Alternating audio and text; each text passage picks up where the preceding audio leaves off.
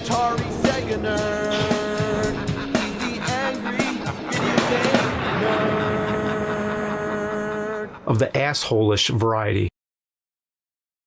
In the world of Doom, you play as a demon slayer battling monsters in hell.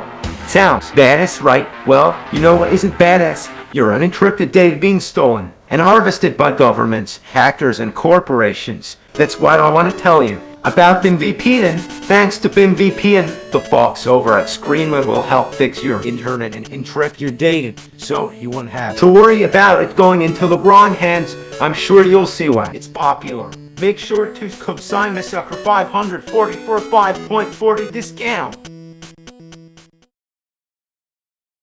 Everyone knows Doom revolutionized not just PC gaming, but gaming as a whole. It was such a big deal. Everyone was talking about how awesome and gory it was. Now, it might not look like much, but back then it was the most intense thing on the market. I never got around to play the original PC version of Doom anyway because I didn't have too much time to figure out how a computer worked, so I was stuck with the console ports. And I got the short end of the stick. Here's the Super Nintendo version with a red cartridge. Well, put into the console and it's a shitload of fuck. I mean, what the fuck even is this? How are you supposed to play it? The frame rate is awful. You can barely see the enemies.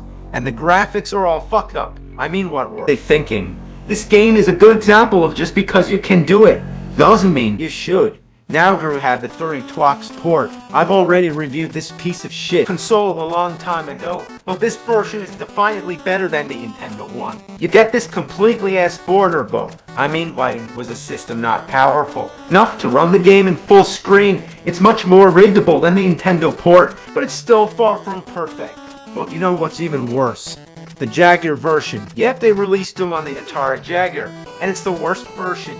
And you want to know what? Guess what? It has no music. I mean, what were they thinking? No music? Well, you can always just put on some real rock music and kick some ass that way. But it just doesn't feel right without the original tones. Anyways, I'm really sorry, guys, but I gotta wrap up this review before 5:40, and right now it's Ass! Fuck! well, here comes the wife. Kieran, what is it? You left Mike's face them in the fucking review. You know what's gonna happen now, right? We're gonna have to figure out what to do with your fucking bum.